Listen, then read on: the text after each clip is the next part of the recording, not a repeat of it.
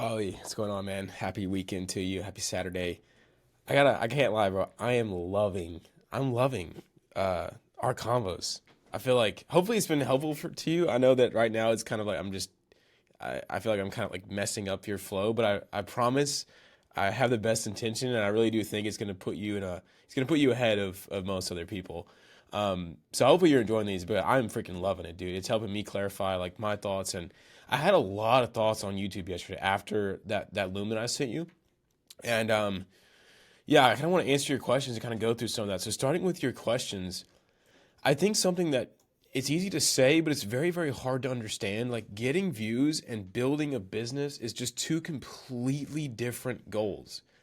And so what I'm really telling you to do is not going to get you more views to start with.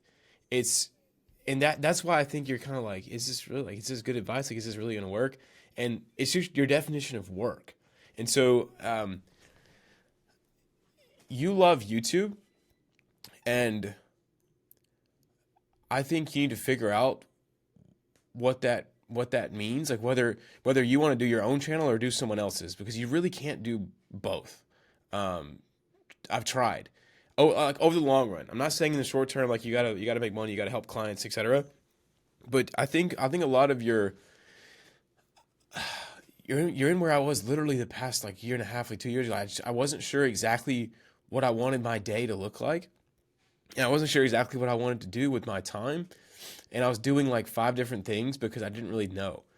And I'm not saying you have to get to your like in like it's a long term goal. It's not a right now thing. You don't just immediately cancel everything you're doing in your life and go backpacking through whatever. I mean, I guess you could if you want to, but it's all about like where am I trying to end up, and that gives me like the light at the end of the tunnel, so I can see, okay, I know where I'm going, and this keeps me motivated. And so I think you got to figure out what that is. Like, do you want to be growing your own YouTube channel? Um, Kind of like a Dan Coast style. Like, do you want to grow Ollie's personal brand, and do you want to kind of just solve problems in your life like you've been doing and sharing with people, like the dopamine stuff and like solving those problems? And do you want to monetize that and scale that, or do you want to be the guy who helps other educational YouTubers grow on YouTube and monetize their audience? Um, and I watched an amazing video from Hormozy yesterday. It was really good. Scale my agency or coaching business. So, uh, where is it? He has a million of these little channels, man. I can't keep up with what it is. Um, hold on. I'll find it. One sec.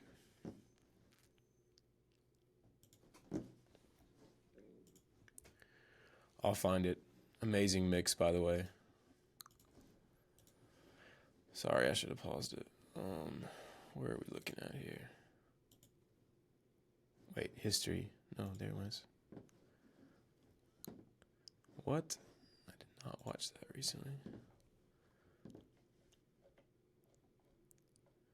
This one. I own a marketing agency, and should I? Okay. You have to pick one, and people really don't care. They don't care about you having your own channel running right now and it being successful. It's just a matter of trust. Like, do they think that you can actually help them? And so you don't have to have your own thing going. And I fell for this trap for a long time because I got so obsessed with trying to have my own copywriting agency so people would buy my copywriting coaching. And they really didn't care. They just cared, like, can I actually help them? And so Hamosi asked the guy, he's like, how many gyms do you think I had whenever I was coaching people how to own gyms? And Hamosi was like, zero. And he said the average gym that he coached made more than his gyms ever did. He's like, it's just a matter of trust. Do people really think that you can help them? So I would say when it comes to going back to our notes here, sorry, we're all over the place, but yeah, you have to decide, do you want to play the YouTube game for yourself, or do you want to go all in helping other people do it? And if the goal is to help other people do it, then you need to be 100% focused on their businesses. Like, that's the whole game. So like how basically you're growing your business by getting them results. Like, all your mental energy should be going towards, how do I get these people insane results? with their stuff. Like, how do I make my systems simple and work for as many people as possible by doing it for your clients? So coming up, like studying webinars all day to make your clients' webinars better, studying, just doing whatever problems your clients have right now. Hopefully that makes sense. Like, these are just two completely different goals. And the idea of like walking through what you've done for James, yes, just do a thumbnail with like his face and a YouTube graph and be like, here's how I did it, and walk people through it, man. I think that's like, it's not that you shouldn't be doing content on the side. It's the problem is that you shouldn't be a YouTuber. Like, you're going to make the thumbnail and the title and the video be decent. I promise you. Like, you've done this so long that it's you have to try really hard to make a really, really bad video. You're going to do the basics. It's just that you said, I should be making videos as good as I can. And you just have the wrong definition of good, I think. If I was going to work with you, right? So if I come across your channel and I see a video that has like 300 views on it, and it's how you did this insane YouTube growth system for whoever, and the second you start playing it, you just start walking through this system, and I'm like, holy crap, this is really good stuff. Like, this dude knows his stuff. He got this guy James results. At that point, I do not care that your video has 300 views, because I know that you're so busy helping your clients, and like what you're showing me is so crazy. I'm like, man, this is amazing. So that's what I would say is make videos as good as you can. It determines on, first off, what's the goal, and is the goal to get views on your own stuff, or is it to build a business? Because views does not equal a business. Two completely different goals. And then if that is your goal to build a business, then good should be weighted like this. Like 90% of the thing should be doing the thing. Like, not for a YouTube video, like just helping your clients, building systems for them that get them results. And then 10% documenting. So like this is like generous, bro. You should really be spending even less time documenting. 90% the thing, 10% documenting. And I would tell you, I feel like the reason you're kind of feeling a little all over the place is lack of focus. Our brains can only do one thing at a time, and good is the enemy of great. If you're doing 3 to 4 things good, then you're not doing anything great. And great requires insane focus and iteration. Not to say you should only do one thing for one client, but like if you have 3 big different routes you're going with your own channel, still making a video a month, making these videos for all your other clients, trying to do your videos on your other channel to get more clients, your ideas are just scattered all over the place. Okay, so those are the notes on that. This is what I was going through yesterday. I watched a bunch of a deep like podcast with Hermosi and Sam, which I absolutely loved. But these are just my thoughts, and this is my YouTube philosophy. Everyone has a different one. I'm not saying this is the best one. I just think that after doing this for almost a decade now, this is what I'm going to do. And it will work for me because I'm going to stick with it because I love it and I think it's the right thing to do. So for education, for entrepreneurship, like for one-person businesses, don't have an upload schedule. Upload when you have something epic to share. And something epic to share means make stuff so valuable that it was worth it for you to make it without ever making a video on it.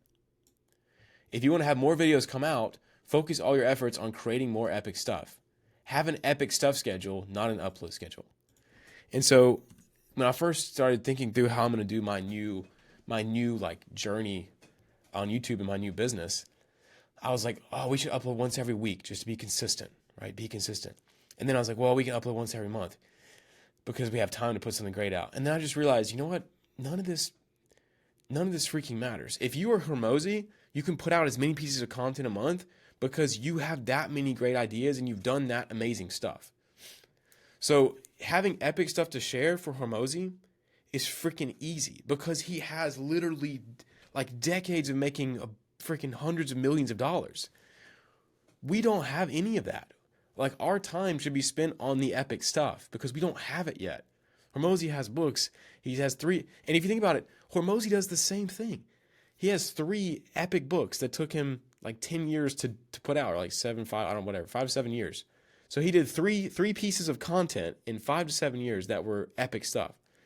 And that's really, he's talked about, like, that's really what grew his channel. Like the books are what grew his channel because that was like the thing that was better than anybody else was putting out. And not to say you should be perfectionism or do this. Like, it's always a balance. There's always a balance, right? But don't, if you're making a business YouTube channel, I think having an upload schedule when you're just starting out is kind of dumb, because you should just be sharing stuff that worked, that was epic. And that's what matters. Now, obviously, if you're gonna play YouTube, like, you have more consistency. But dude, you're good at YouTube. You don't need to do that. Whenever you post, you'll figure it out. It'll be decent. I really hope this makes sense, man. I'm sorry that it's contrary to probably everything you hear, but I believe in it 1,000%, which is why I'm showing it to you. I won't really worry about this. People love outliers. They love the best. And so focus skill over packaging. Like, if Jimi Hendrix started a guitar channel, he could film on an iPhone and have 1 million subs. This is an extreme example. But it's the extremes, like, prove the concept, which is like, if you were just the best person in the world, the people who care would, like, watch those videos because they want you to solve their problem. I just think that this right here is getting views. Okay. So you're doing the same thing over and over again, and you're getting views. But I want you to think, how many people's lives have been radically changed by these videos? I mean, like, radically sustaining change. Not that they felt good or they bought a notebook for a day and used it for a week, but, like, they literally changed their life forever. Maybe it's, I'm not seeing your videos in a long time, bro. So maybe they do that. But that's how you build a business. Not by repackaging the same idea over and over and over and over again. And people like Hormozy can do that because they have unlimited credibility and they have really unlimited great ideas. We're not there yet. And so I find it much more important that you spend 90% of your time on growing your business. I think you need to figure out, what is your business going to be? Do you really want to go all in with, like, growth operating YouTubers, or do you want to be your own YouTuber? So that's what I would say. Hopefully that helps. Hopefully it didn't add any more confusion, but if it did, let's send these looms back and forth, because this is the most important thing you could do.